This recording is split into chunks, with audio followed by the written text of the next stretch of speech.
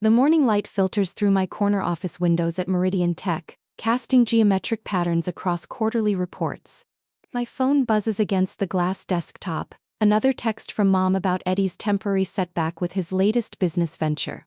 The familiar knot in my stomach tightens, that same sensation I've carried since I was 8 years old, watching Dad beam with pride as Eddie showed off his Little League trophy while my honor roll certificate lay forgotten on the kitchen counter. "Lauren, you look like someone stole your lunch money." Zoe appears in my doorway, red hair catching sunlight like fire. She's holding 2 cups of coffee, steam curling upward. Worse, family. At 34, I should be immune to this pattern, but family dysfunction bypasses all adult logic. Zoe settles into the chair across from my desk, her expression shifting to laser focus. In 3 years of working together, she's become more sister than colleague. Eddie again? The memory hits me, age 12, standing in our cramped kitchen while Mom counts crumpled 20s from her purse. "This should cover your textbooks, sweetheart," she said, then immediately turned to answer Dad's call from the driveway. "Tell Eddie I found the money for his baseball camp." The excitement in her voice could have powered our entire house. Mom has always had money for Eddie's dreams, but my needs required sacrifice from everyone else. "He lost another job," I tell Zoe, "something about creative differences with management. They want me to be understanding about family obligations." Mom used the phrase "blood is thicker than water" exactly 14 times yesterday. "You counted?" I started documenting things 2 years ago, after the wedding incident. Eddie's third wedding, where Dad stood up during the reception and announced that our successful daughter Lauren would handle the final catering bill as her gift to the happy couple. The whole room stared at me expectantly, and I felt my cheeks burn with shame at being voluntold into generosity. The worst part wasn't the 3 charge, it was realizing this had been planned. Dad's speech was too smooth, too practiced. They see my success not as something to be proud of, but as a resource to be managed. "I've been working since I was 15, I continue, rolling my coffee cup between my palms. Babysitting, then the coffee shop, then the bookstore to pay for college. They never once asked if I needed help. But Eddie? He's 30 years old, and they're still brainstorming ways to get him back on his feet. How many times has this happened?" I pull out my phone and scroll through my notes app. This is his 7th job loss in 4 years. Each time, there's a family summit. When I got promoted to senior project manager, my celebration dinner was postponed because Eddie needed emotional support after his girlfriend broke up with him. Zoe's coffee cup makes a sharp sound against the desk. "They postponed celebrating your promotion?" "Mom said we could celebrate anytime, but Eddie needed us right then." The hurt in my voice surprises me. "Lauren," Zoe says carefully, "when was the last time your parents celebrated something you accomplished without turning it into a family obligation?" I stare at her, coffee growing cold in my hands. 8 years old, science fair, first place ribbon. Mom takes photos, but then launches into how proud she is that I inherited Dad's analytical mind. 16 years old, early admission to university with partial scholarship. Dad's response: "Well, that's relief. Now we can focus on Eddie's tutoring." 26 years old, promotion to project manager. Mom's first question: "Does this mean you can help with Eddie's condo down payment?" "I can't think of one," I whisper. Zoe reaches across the desk and squeezes my hand. "That's not normal, Lauren." My phone buzzes again. "Dad, we need to talk as a family tonight. Eddie's going through a rough patch, and we're all going to need to pull together. Your mother is making lasagna." Mom's lasagna triggers guilt and obligation in perfect harmony. She only makes it for serious family discussions, and I always leave having committed to something I never intended. "Family meeting," I tell Zoe, watching her expression darken. "What if you didn't go?" The question stops me cold. In 34 years of family emergencies, I have never once been absent. I've canceled dates, rearranged work schedules, cut short vacations, but I've never simply said no. "I can't not go," I say automatically. Then catch myself. I mean, I could, but I'm afraid if I stop being useful, I'll stop being loved. Zoe's expression softens. "Lauren, what if the love you're afraid of losing was never really there in the first place?" The question hits like a physical blow, and suddenly I'm crying in my office while my chosen sister hands me tissues without mentioning how unprofessional this is. My phone buzzes. I'm picking up groceries for tonight. Should I get that wine you like? We really need your perspective on Eddie's situation. They're pulling out the big guns. I show Zoe the message. Acknowledgement of my competence plus my favorite wine. What's your favorite wine? A $15 bottle of Pinot Grigio I mentioned liking once, 3 years ago. That wine was from the night I celebrated signing my biggest client. I brought it to share, thinking we'd toast my success. Instead, the conversation shifted to Eddie's girlfriend drama and I ended up drinking alone while playing relationship counselor. Even my small pleasures have been catalogued and weaponized. I'm not going, I say suddenly. I'm not going to tonight's emergency family meeting. Zoe's smile could power the building. What will you do instead? I'm going to look at apartments. I've been saving for a down payment for 2 years, but every time I get close, there's a family financial emergency. Maybe it's time to stop waiting for permission. Where are you thinking? Downtown, near where Aunt Carol used to live. The mention brings warmth and grief. She always said location was everything, not just for real estate but for life. Put yourself where you can grow. Aunt Carol, Dad's sister, who never married, never had children, but somehow always made me feel more seen than my own parents. Her small apartment was filled with books, plants, and comfortable silence that didn't need performance. She died 2 years ago, and her funeral was the first family event not centered on managing Eddie's reactions. She was the only family member who asked what I wanted without calculating how my answer could solve someone else's problems. At 5:30 my phone rings. Mom's contact photo, last Christmas, smiling but tired eyes.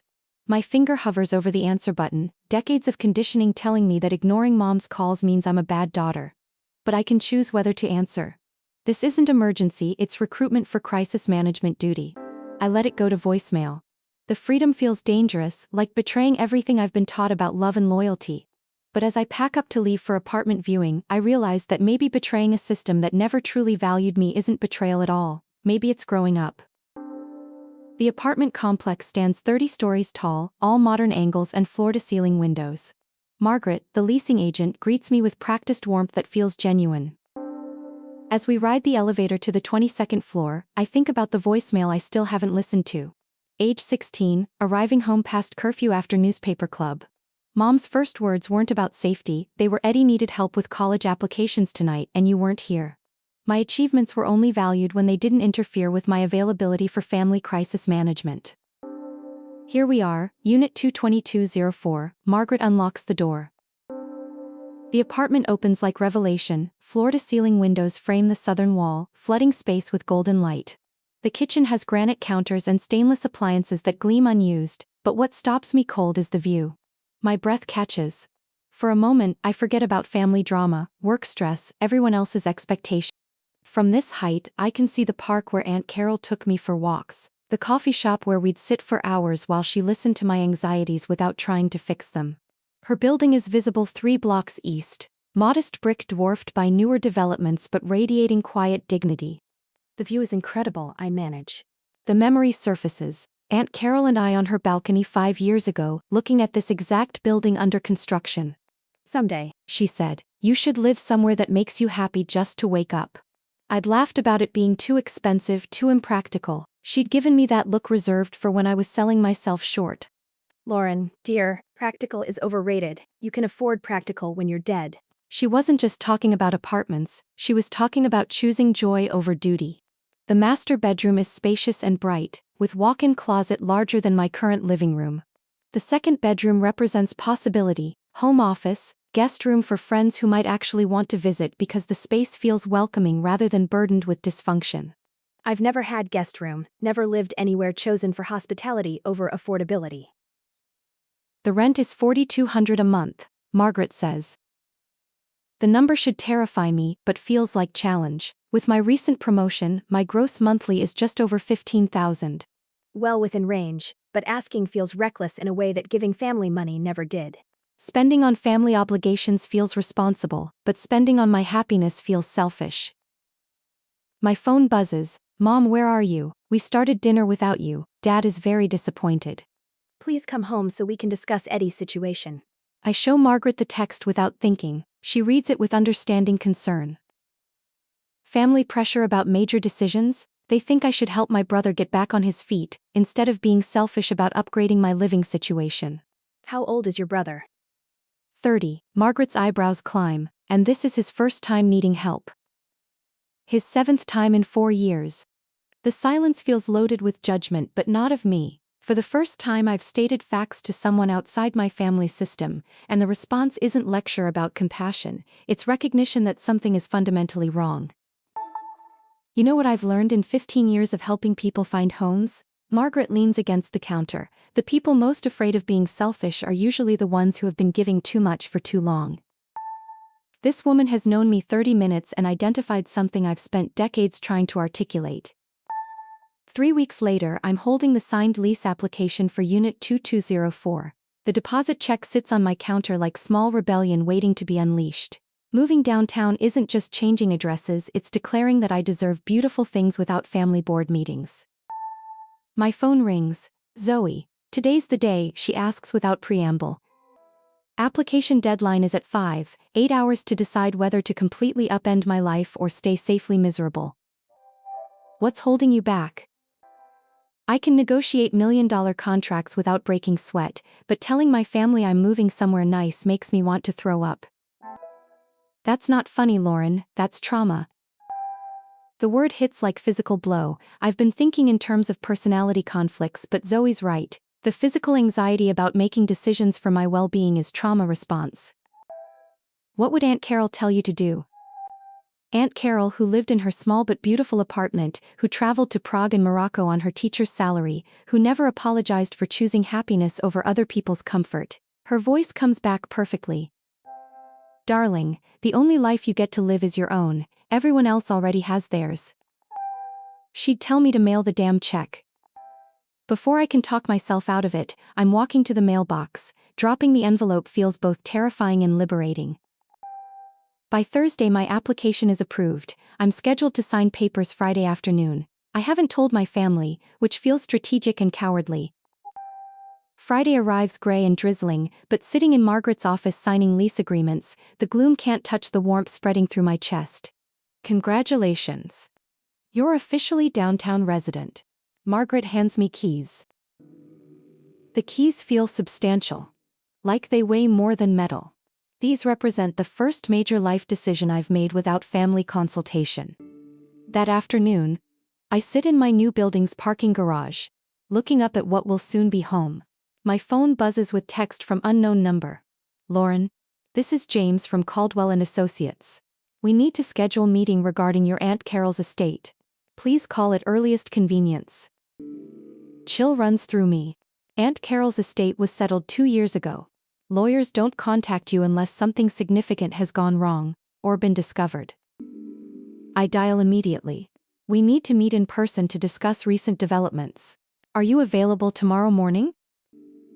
The urgency makes my palms sweat. What kind of developments? I'd prefer to discuss details in person.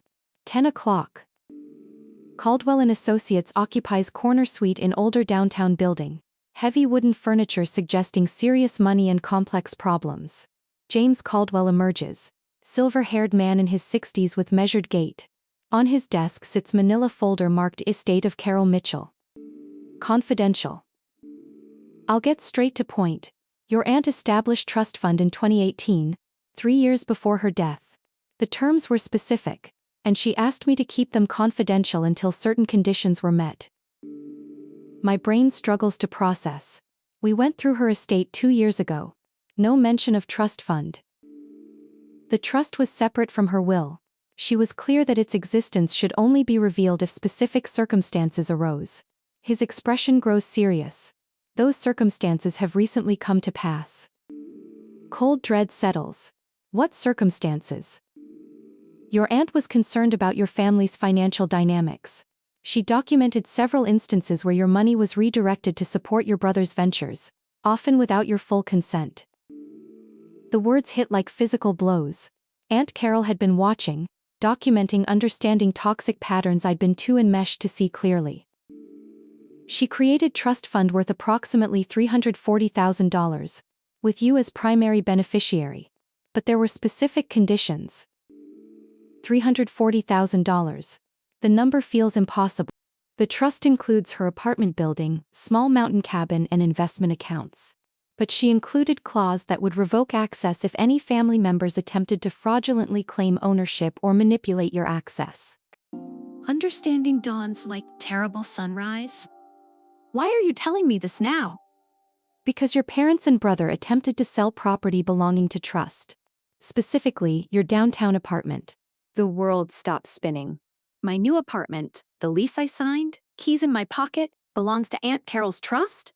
That's impossible. I went through standard leasing process. His smile is grim. The property management company manages the building on behalf of trust. The lease you signed is valid, but as primary beneficiary, you're essentially paying rent to yourself. Your aunt wanted you to experience choosing to live somewhere beautiful, even if you didn't initially realize you had inherited the means. My hands shake. How could my family try to sell property they don't own? He slides document across desk. They presented forged ownership documents to real estate agent 3 days ago, claiming your aunt's estate had been improperly distributed. They also presented power of attorney document purporting to give them authority to make decisions on your behalf. The betrayal cut so deep I can barely breathe. While I was taking first steps toward independence, my family was trying to steal the foundation from under me. The forged documents were sophisticated. Your brother apparently has skill with design software, and they included what appeared to be your signature. Eddie's design skills. I remember helping him set up Photoshop 2 years ago for freelancing. Never imagined he'd use those skills for document forgery. Every family financial emergency over past 2 years takes on new significance. The urgent calls, pressure to help, assumption that my resources were community property, it was all leading to systematic theft. What happens now? His expression softened slightly. The attempted fraud triggered protective clauses in your aunt's trust. Your parents and brother have forfeited any claim to trust assets, and their actions have been reported to authorities. You, however, can now access the full trust. Relief and gratitude hit simultaneously. Even from beyond grave, Aunt Carol was protecting me from my own conditioning. So the apartment is yours along with the building. The cabin, investment portfolio, and approximately $75,000 in liquid assets. He slides key across desk. Your aunt also left this for you along with letter. Old-fashioned brass key with tag. For emergencies and new beginnings. The letter is in Aunt Carol's familiar handwriting. My dearest Lauren, if you're reading this, it means your family has revealed their true priorities, and you've finally started choosing yourself. I've watched for years as they treated your success as family resource rather than personal achievement. This trust isn't just about money, it's about freedom.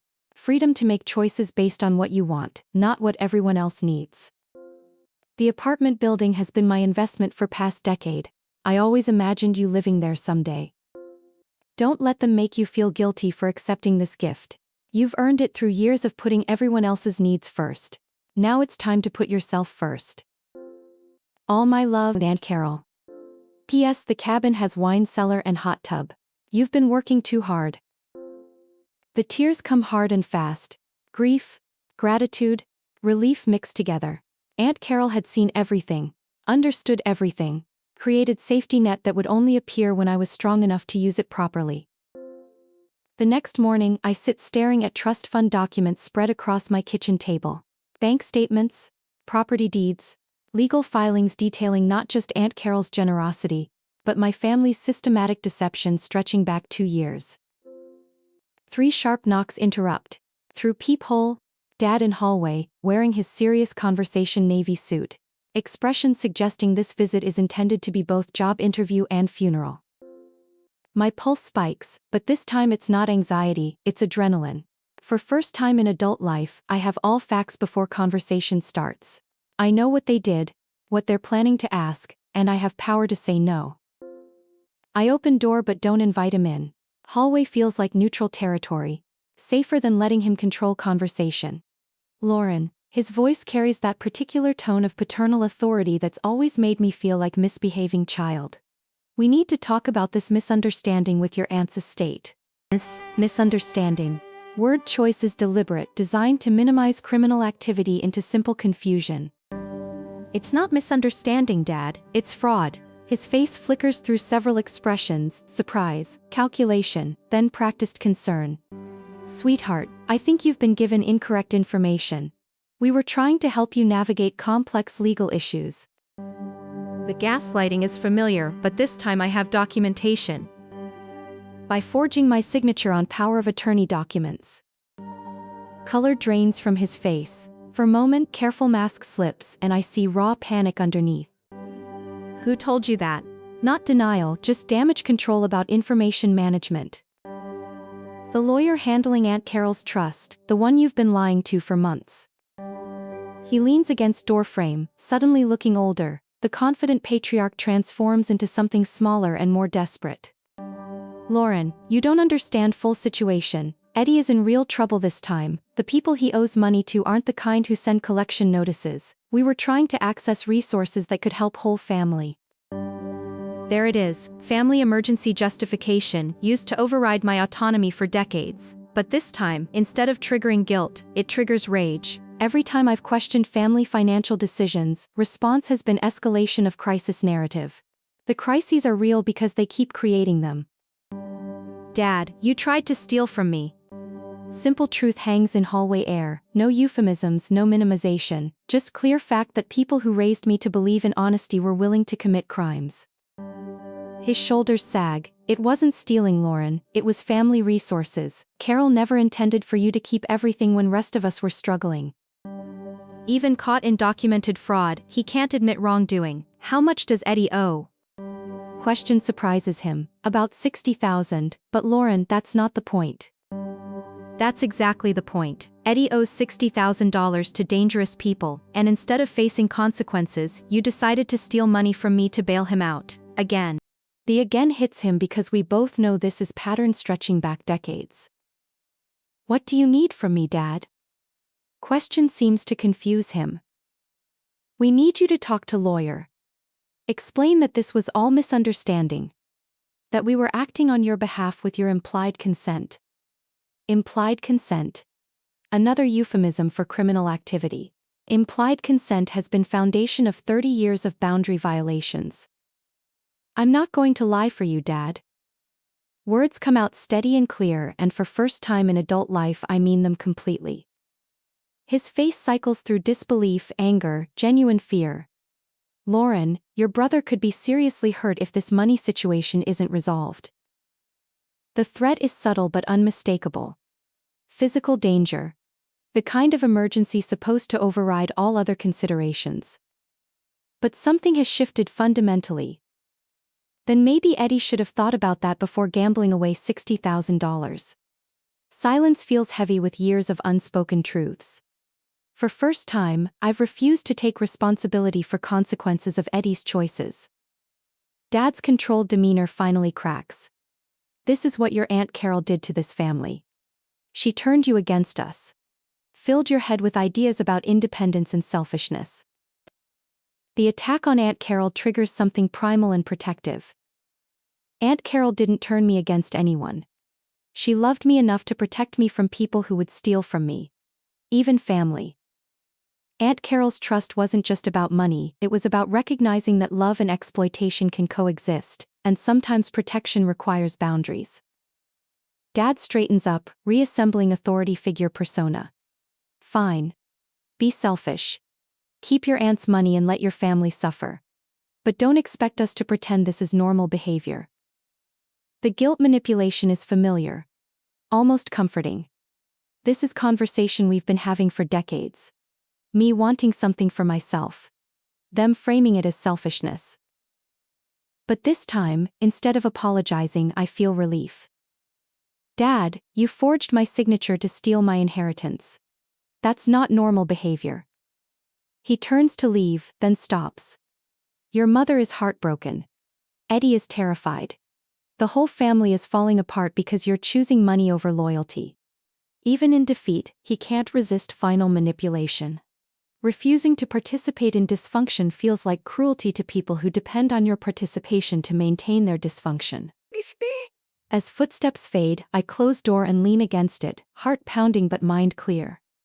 For first time in adult life, I've had confrontation with father where I didn't apologize, compromise, or agree to fix problems I didn't create. 2 weeks later, I'm in downtown police station with Mr. Caldwell, providing victim statement for district attorney's office. The criminal case has moved with impressive speed, helped by my family's poor understanding of modern financial fraud investigations. Detective Nora Martinez emerges, woman in 40s with gray-streaked hair and steady presence suggesting she's seen every variety of human dysfunction. This is one of more clear-cut fraud cases we've seen. Your family's documentation of their activities is extensive. Can you walk me through relationship dynamics that made this fraud possible? My family has always treated my financial success as community resource. They trained me to feel guilty about spending money on myself. She nods, making notes. So when they presented documents claiming authority to manage your inheritance, it would have seemed consistent. Exactly, except this time, they didn't ask. They assumed they had right to make decisions about my assets. The email evidence is revealing. My parents and brother created detailed timeline for accessing trust assets, including strategies for preventing me from interfering with their plans. They refer to me as the obstacle in several messages. The obstacle, not daughter, not sister, obstacle. Based on documentation, they intended to sell all trust properties, pay off Eddie's gambling debts, and invest remainder in business venture. They calculated that I would be easier to manage once money was already spent. They weren't just planning to steal, they were planning to manipulate my emotional response by presenting it as done deal. According to their communications, they believed I would ultimately forgive them because family is family and I've always been understanding about financial emergencies. How many times had I been told family is family, that real love means understanding when people make mistakes? How many times had I absorbed those phrases instead of recognizing manipulation designed to prevent consequences? My parents are being charged with fraud, forgery, and conspiracy. Eddie faces additional charges related to document production. Given evidence and amounts involved, they're looking at significant prison time if convicted. Prison time. My parents, who raised me, who taught me to ride bike and attended college graduation, facing criminal charges for trying to steal my inheritance. The grief and relief are equally overwhelming. November 1st arrives with professional movers at 8 a.m., 2 men who move through my old apartment with efficient precision. For first time during major life change, I'm not second-guessing decisions or bracing for family intervention. Zoe arrives with coffee and pastries along with army of co-workers who volunteered to help. Watching them organize my books and kitchen supplies, I'm struck by how different this feels from any family gathering. These people showed up because they want to support my happiness, not because they need something from me. By noon, my possessions are installed in Unit 2204, an apartment that looked spacious during tours now feels like home. Afternoon sun streams through floor-to-ceiling windows, casting patterns across hardwood floors that belong to me. Not rented, not temporarily occupied pending family approval, mine. The ownership feels different in my body. Shoulders relaxed, breathing deeper, unfamiliar sensation in chest I recognize as contentment. Margaret appears with champagne and small potted plant. Housewarming gifts from building management. How does it feel? She asks, settling into living room where afternoon light makes everything look like magazine spread. Like I'm finally living in space that reflects who I actually am instead of who I can afford to be while supporting everyone else's lifestyle. That evening, after movers have gone and helpers return to their lives, I sit watching city lights emerge as darkness falls. The silence feels different, not lonely, but peaceful. Not empty, but full of potential. My phone has been mercifully quiet all day. No crisis calls, no guilt-laden texts, no manufactured emergencies. Criminal charges have shifted family dynamics away from manipulation toward actual consequence management. It's first day of adult life without family drama, and absence feels revolutionary. Soft knock interrupts contemplation. Through peephole, woman about my age holding casserole dish, wearing genuine smile suggesting good intentions. Hi, I'm Rebecca from 2208. I wanted to welcome you to building. Rebecca turns out to be marketing director for nonprofit, divorced, no children, who moved here 2 years ago after liberating herself from family business that was slowly destroying her soul. The parallel feels too significant to ignore. Over-reheated casserole and wine from my new collection, bottles chosen based on what I enjoy rather than what's affordable after family obligations, we discover remarkably similar stories, different details, same fundamental pattern. Successful women who spent early adult years believing family loyalty meant financial and emotional availability without boundaries. The hardest part wasn't cutting financial ties, it was learning to trust my own judgment about what I deserved. The observation hits like lightning. I spent 30 years asking permission to want things that would make me happy. Exactly, we got trained to believe wanting beautiful things, comfortable spaces, financial security, that all of that was selfish unless we were sharing it with people who hadn't earned it. Selfishness isn't about wanting good things for yourself, selfishness is about expecting other people to sacrifice their well-being to maintain your comfort. By that definition, my family's behavior was selfish, my behavior was self-advocacy. As Rebecca leaves, I realize I've just had first conversation with someone who understands my experience without extensive context. Chosen family isn't just about people who support your decisions, it's about people who understand your journey. 1 year later, I wake up in my sun-drenched bedroom as I have every morning for exactly 12 months, but today feels different. The anniversary weight of transformation, quiet satisfaction of life rebuilt from foundation up. Morning light through floor-to-ceiling windows triggers gratitude rather than taking for granted. City spreads below like promise I finally believe I deserve. On kitchen counter sits stack of letters from my family's lawyers requesting my testimony for plea bargain negotiations. I've declined each request politely but firmly. Decision that would have been impossible year ago but feels natural now. I am not required to minimize impact of other people's choices against me, even if those people are family. Coffee tastes richer this morning, maybe because I'm drinking from expensive Italian ceramic mug set I bought for apartment anniversary, justified to no one, apologized to no one for wanting. My phone buzzes. Zoe, anniversary brunch to celebrate your escape from emotional prison. 3 hours later, we're sitting in rooftop restaurant of my building overlooking city, reviewing past year like generals planning next phase of successful campaign. Tell me the best thing about this year, Zoe says, raising mimosa. There are many candidates.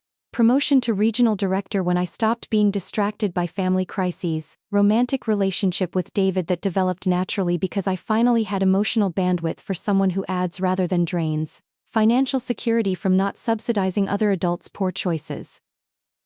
But answer that rises surprises me with simplicity, the quiet. For first time in adult life, I wake up to silence instead of crisis. My phone doesn't ring with emergencies that aren't emergencies. My weekends belong to me. My mental energy goes toward building things I want instead of managing problems I didn't create. Zoe's smile is brilliant. You've become selfish in most beautiful way. Selfish. Year ago word would have triggered shame. Today, it feels like compliment. I've learned difference between selfishness and self-advocacy. Selfishness would be expecting other people to sacrifice their well-being for my comfort. Self-advocacy is refusing to sacrifice my well-being for other people's comfort. People who benefited from my selflessness were themselves being selfish by expecting endless accommodation without reciprocity. What about your family? Any contact? Dad sends birthday card with no return address. Mom leaves voicemails I don't listen to. Eddie's in court-mandated gambling addiction treatment. Information feels clinical, devoid of emotional weight it once carried. These people are becoming characters in story I used to live inside but now observe from safe distance. Any regrets? Do I regret loss of family relationships? Absence of biological connections? Reality that holidays are celebrations with chosen family instead of obligations with blood relatives? I regret that it was necessary. I regret that they chose exploitation over genuine relationship. I regret that I spent 30 years believing love was supposed to feel like obligation. Pause, but I don't regret choosing myself. I don't regret discovering what healthy relationships feel like. I don't regret learning that family can be about who shows up for your life instead of who shows up to extract from your life. Last month's dinner party in my apartment, 12 people laughing around dining table, celebrating Rebecca's job promotion.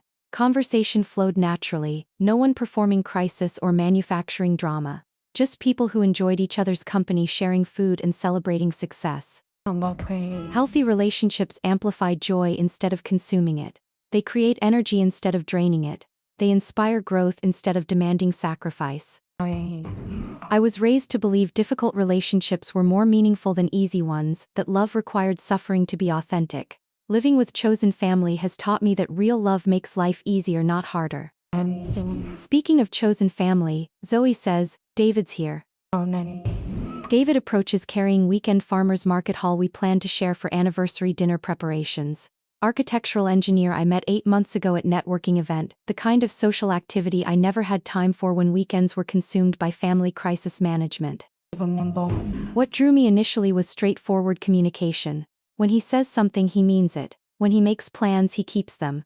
When he expresses interest, it's genuine rather than strategic. What keeps me interested is how he responds to my success. Celebration rather than calculation. Support rather than exploitation. Genuine curiosity about my work rather than assessment of my resources. Romantic relationships don't have to involve managing someone else's emotional or financial instability. They can be partnerships between stable adults who enhance each other's existing happiness. How's anniversary celebration going? He asks, kissing my forehead. We're reviewing year's achievements, Zoe says. Lauren has become magnificently selfish. David's laugh is genuinely delighted. Best thing that ever happened to her. The casual affirmation hits unexpectedly hard. Here's someone who knows my history, understands my transformation, sees my boundaries as strengths rather than character flaws. What's planned for year 2? David asks. Year ago, my planning horizon was limited by next family crisis. Everything was provisional, dependent on who needed what when. Today, I can think in terms of 5-year plans, travel itineraries, career trajectories that assume my resources belong to me. I'm thinking about starting that consulting business I've been researching. Regional director is fantastic, but I want to see what I can build when I'm not spending mental energy managing other people's dysfunction. Zoe's expression lights up. The technology integration consulting? You've been talking about that for 2 years. Making excuses about why it wasn't practical, I correct. Mostly because I was afraid of taking financial risks when I might need to bail out family members. Financial independence isn't just about having money. It's about freedom to take calculated risks because your resources aren't earmarked for other people's crises. David studies my face. What changed? I realized worst-case scenario for consulting business failing is going back to corporate work with more experience and better network. Worst-case scenario for continuing to subsidize other people's poor choices is never finding out what I'm capable of building when my full energy is available for my own goals. Risk assessment feels clean, uncomplicated by guilt or obligation. Pure strategic thinking based on what I want rather than what other people need from me. As we finish brunch and prepare to shop for anniversary dinner ingredients, I take a moment to look around rooftop terrace that's become our celebration space. City spreads in every direction, full of opportunities and connections that feel genuinely available. Late morning sun is warm on face, conversation flows without crisis or drama, phone hasn't buzzed once with family emergency calls. Shoulders relaxed, breathing deep and even, persistent sense of well-being. I now recognize as what happiness feels like when not constantly interrupted by other people's chaos. This is what life looks like when you're living it for yourself instead of managing it for other people. Fear that choosing myself would lead to isolation and regret was lie designed to keep me available for exploitation. Choosing myself led to healthier relationships, better opportunities, and sustainable happiness. Sometimes the most radical act is simply refusing to set yourself on fire to keep other people warm. Standing in my sun-drenched living room, surrounded by people who celebrate my success instead of calculating how to redistribute it, I understand that Aunt Carol's trust fund was never really about money. It was about teaching me that I deserved resources that couldn't be taken away, relationships that didn't require constant negotiation, and life that belonged entirely to me. Today, exactly 1 year after moving into this apartment, I finally understand what she was trying to give me. Permission to be magnificently, unapologetically, beautifully selfish in service of building life worthy of woman I was always meant to become. For first time in my 35 years, I'm living that life without asking anyone's permission or offering anyone explanations. Sometimes growing up means realizing that life you thought you were supposed to want was actually designed by people who benefited from your sacrifice. Real adulthood begins when you start designing life that benefits you. Apartment fills with laughter and scent of dinner preparations, and for first time in my life, sound of my own happiness doesn't trigger guilt. It triggers gratitude for finally learning the difference.